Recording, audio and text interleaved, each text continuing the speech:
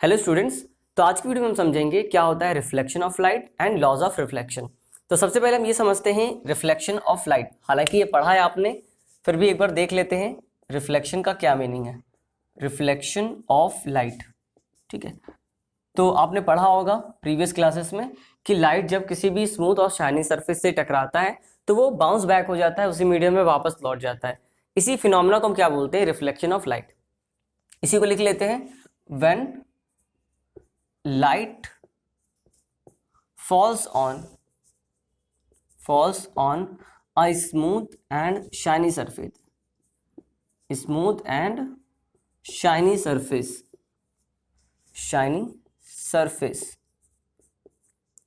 तो स्मूथ और shiny surface इसलिए बोल रहे हैं क्योंकि इससे मोस्ट ऑफ द पार्ट जो होता है लाइट का वो रिफ्लेक्ट हो जाता है। अगर रफ होगा तो ज़्यादा रिफ्लेक्ट नहीं होगा, ज़्यादा बाउंस बैक नहीं हो पाएगा। Okay, so when light falls on a smooth and shiny surface, then light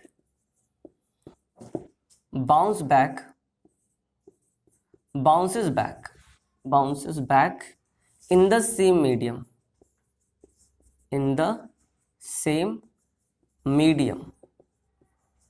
This is called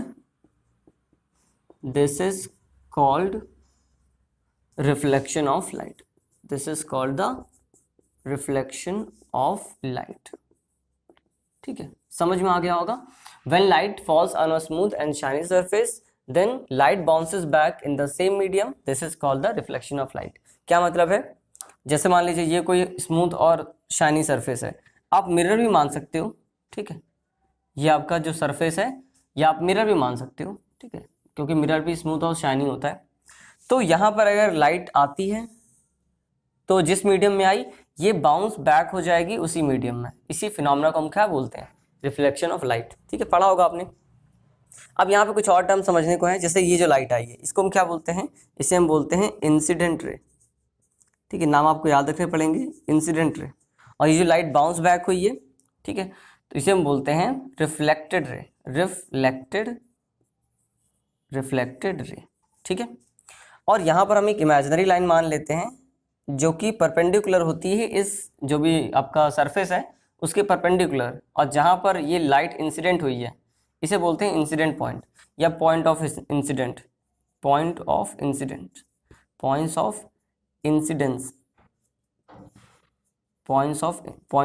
incidence. ठीक है, और इस जो लाइन है, ठीक है, इस पॉइंट से जो परपेंडिकुलर हमें ड्रॉ किया इसे हम बोलते हैं नॉर्मल। ये इमेजिनरी लाइन होती है, इसका क्या काम है अभी समझ में आएगा। ठीक है, इतनी बात समझ में आ गई। और यहाँ पर देखिए जो एंगल बन रहा होता है, अब दो एंगल बन रहे हैं, एक तो ये एंगल बन रहा है, एक ये एंगल बन रहा है, ये बन रहा है, बहुत सारे एंगल बन रहे हैं। तो जो नॉर्मल से और ये इंसिडेंट रे, देखिए इंसिडेंट रे ये है, इंसिडेंट रे से जो नॉर्मल से जो एंगल बनता है मतलब ये वाला, इस एंगल को हम बोलते हैं इंसिडेंट एंगल। एंगल आई से रिप्रेजेंट करते हैं। ठीक है, तो यहाँ पर लिख भी लेते हैं, जो एंगल आई है उसको क्या है? Incident angle.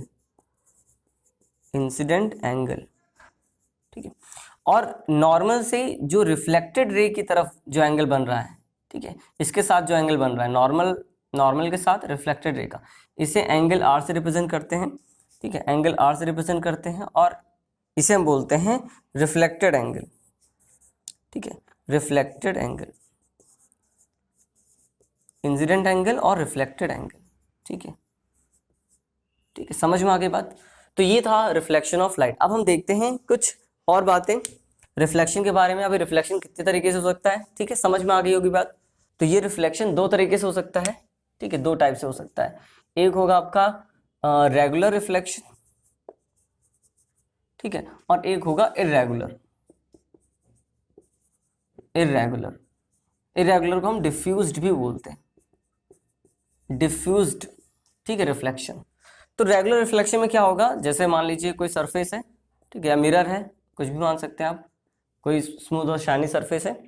यहाँ पर क्या होगा? जो भी लाइट रे आएगी, लाइट रे हमेशा कैसी आती है? पैरेलल आती है। लाइट रे हमेशा पैरेलल आती है, ऐसे। तो जो पैरेलल लाइट है वो अगर पैरेलल ही रिफ्लेक्ट हो ऐसे, ठीक है, तो ऐसे रिफ्लेक्शन को हम क्या बोलते हैं? Regular reflection. ठीक है, पैरेलल रे पैरेलल ही रिफ्लेक्ट हो।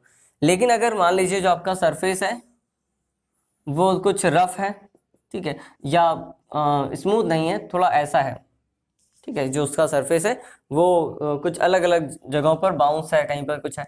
तो यहाँ पर जो देखिए जो लाइट आएगी वो तो पैरेलल ही होगी, लाइट तो पैरेलल ही आती है, लेकिन जो बाउंस बैक होगा, जो रिफ्लेक्शन होगा, वो रेगुलर नहीं होगा, वो अलग अलग तरीके से होगा, कैसे भी हो सकता है, ठीक है। तो यहाँ पर थोड़ी सी गड़बड़ी है, यहाँ पर एकदम रेगुलर है। तो ऐसे रिफ्लेक्शन को क्या बोलते हैं, इरेगुलर या डिफ्यूज्ड, और ऐसे रिफ्लेक्शन को क्या बोलते हैं, रेगुलर रिफ्लेक्शन, ठीक है।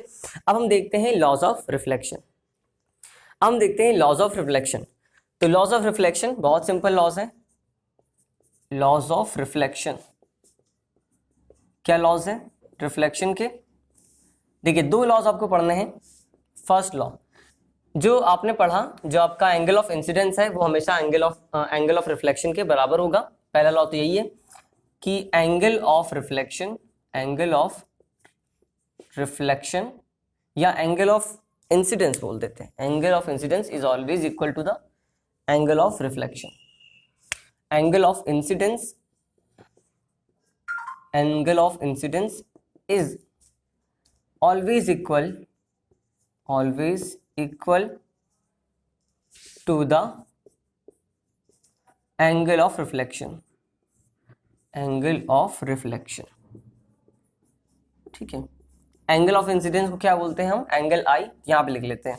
जो एंगल आई होगा वो हमेशा एंगल आर के क्या होगा, हमेशा एंगल आर के इक्वल होगा। Angle i will be always equal to the angle r, ठीक है। जैसे देखिए, जैसे यहाँ पर हमने बनाया, यहाँ पे मैं रफ डायग्राम बना देता हूँ। तो यहाँ पर ये इंसिडेंट एंगल है, ठीक है, इंसिडेंट रे है, ये रिफ्लेक्टेड रे है, ये नॉर्मल हमने बनाया, ठीक है। ये एंगल आई और ये एंगल आर, ये हमेशा आपस में इक्वल होंगे, ठीक है। अब एक क्वेश्चन है आपके लिए, जैसे मान लीजिए यहीं पे क्वेश्चन कर लेते हैं। क्वेश्चन ये है कि मान लेते हैं एक ये आपका सरफेस है और यहाँ पर एक इंसिडेंट एंगल है, सॉरी इंसिडेंट रे है, जिसका यहाँ से मतलब सरफेस से जो एंगल बन रहा है वो 30 डिग्री बन रहा है। तो आपको क्या बताना है, एंगल आई कितना होगा और एंगल आर कितना होगा, ठीक है। एक और क्वेश्चन कर लेते हैं।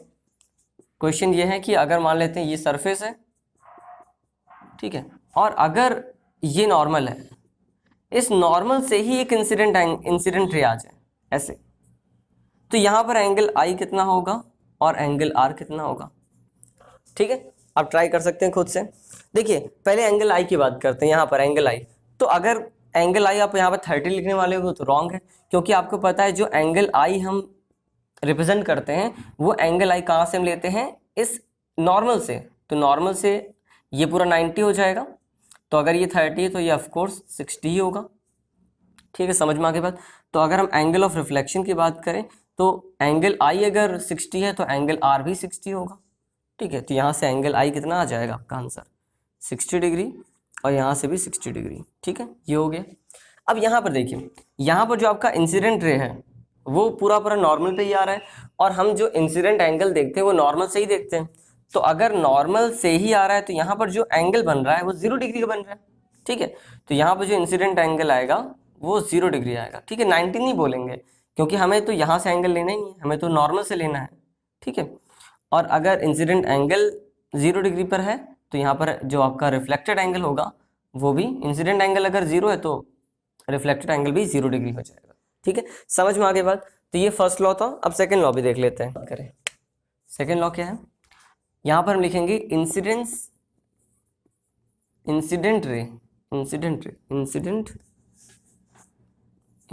रे comma reflected ray, incident ray comma reflected ray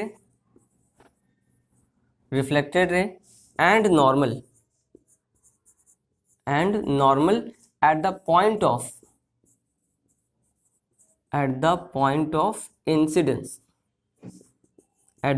of incidence, ठीक है।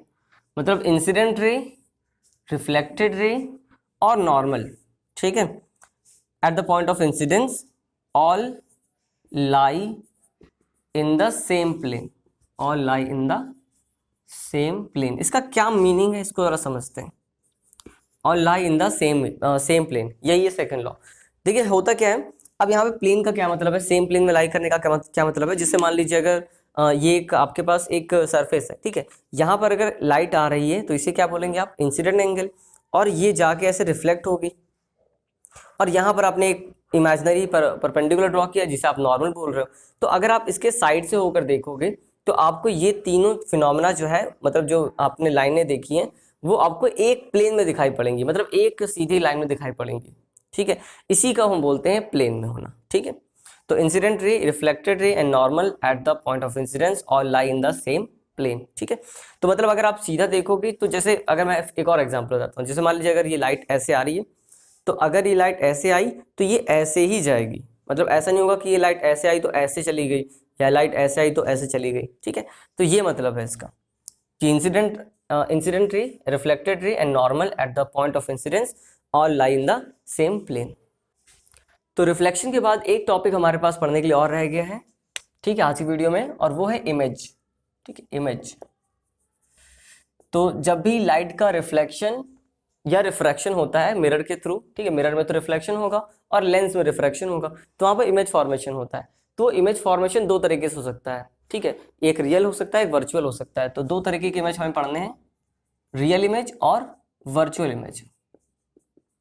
वर्चुअल इमेज, अब रियल इमेज और वर्चुअल इमेज का क्या मतलब है इसको अभी हम समझते हैं। तो जब लाइट रे किसी ऑब्जेक्ट से निकल कर आती है तो अगर उसके सामने मिरर रखा हुआ है तो रिफ्लेक्शन होगा, अगर लेंस रखा है तो रिफ्रैक्शन होगा, दोनों ही केस में इमेज बनेगा। तो अगर लाइट रे एक्चुअल में मीट करती है कहीं पर तो वहां पर जो इमेज फॉर्मेशन होगा वो रियल होगा, और अगर एक्चुअल मीट नहीं करती बट लगती हैं कि मीट कर रही हैं, अपीयर होती हैं, ठीक है, तो वहां पर वर्चुअल इमेज का फॉर्मेशन होता है, ठीक है। जब हम लोग इस इमेज फॉर्मेशन समझेंगे, ठीक है, तो वहां पर और अच्छे से क्लियर होगा, अभी हम लोग इसको केवल डिफाइन करेंगे और समझेंगे। तो रियल इमेज क्या होता है, रियल इमेज, ये दोनों के लिए बात हो रही है, जो यहाँ पर ईमेल आपके एग्जाम में आता है तो आप दोनों के लिए ही लिख सकते हो। तो मैं यहाँ पे जो लिखवाऊंगा आपको रिफ्लेक्शन और रिफ्रैक्शन दोनों के लिए लिखवाऊंगा। तो रियल इमेज कब बनता है, जब लाइट रे, व्हेन लाइट रे, ठीक है, which is coming from object, ठीक है, कमिंग फ्रॉम ऑब्जेक्ट, ठीक है, when light ray after reflection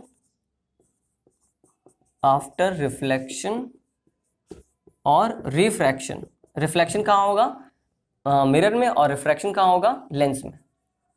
after reflection और refraction actually meets, ACCTUA, actually meets, then real image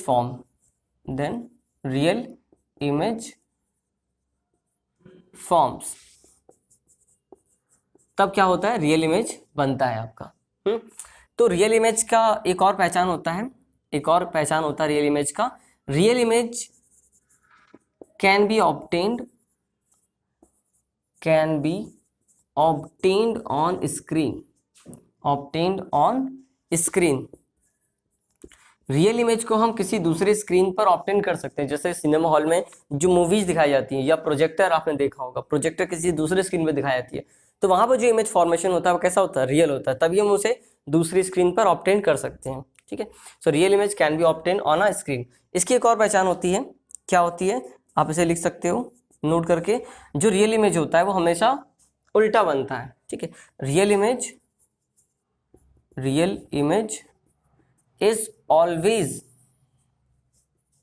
inverted, real image जो होता है वो हमेशा इन्वर्टेड होता है, ठीक है। और ये दोनों के लिए है, मतलब आपका रिफ्लेक्शन के लिए भी, रिफ्रैक्शन के मतलब आपके लेंस के लिए भी है और मिरर के लिए भी है।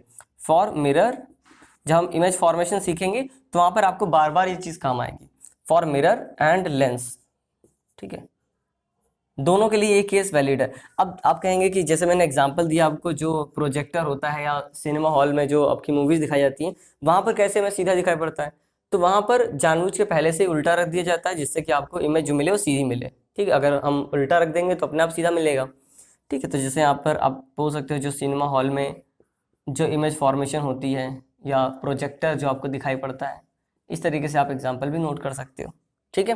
तो ये तो पूरी बातें थी रियल इमेज के बारे में। अब हम वर्चुअल इमेज का भी समझ लेते हैं, बस इसका उल्टा हो जाएगा। तो वर्चुअल इमेज में क्या हो जाएगा, वर्चुअल इमेज, तो फिर से वही लिखेंगे हम, व्हेन लाइट रे, ठीक है, जो कहां से आती है, ऑब्जेक्ट से, coming from object, when light ray after reflection और रिफ्रैक्शन, आफ्टर रिफ्लेक्शन और रिफ्रैक्शन, आफ्टर रिफ्लेक्शन और refraction do not meet actually, यहां पर एक्चुअली मीट नहीं करती हैं, do not meet actually, do not meet actually but appears to meet, but appears to meet, then virtual image will form, virtual image will form, ठीक है, तब virtual image का formation होगा। मतलब क्या है इसका, जैसे आप जो प्लेन मिरर देखते हो, ठीक है, इसकी अच्छा वो भी लिख लेते हैं पहचान, कि virtual image can not be obtain on screen, virtual image cannot be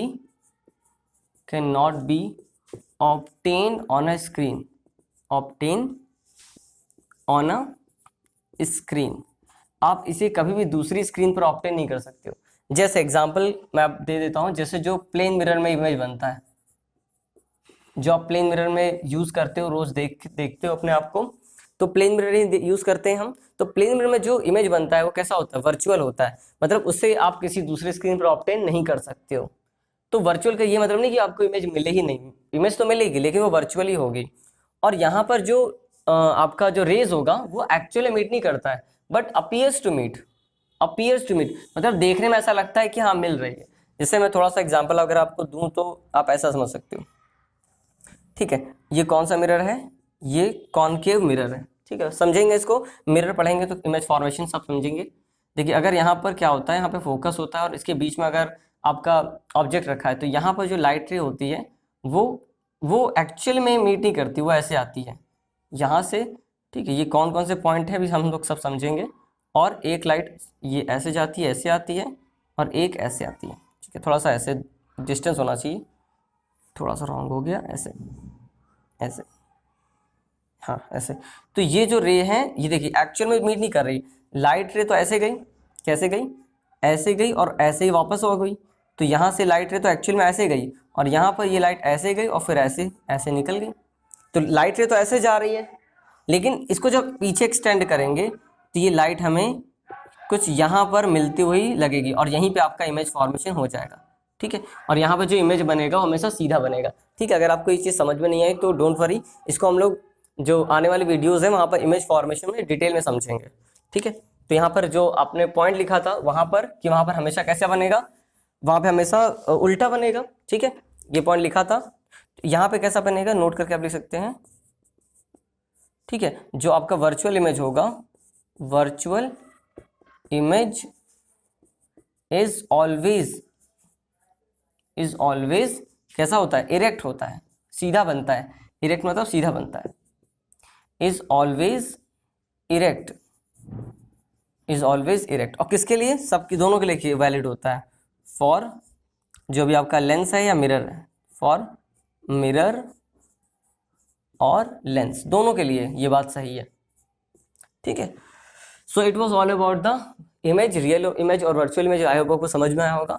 next video में हम बात करेंगे reflection through a plane mirror.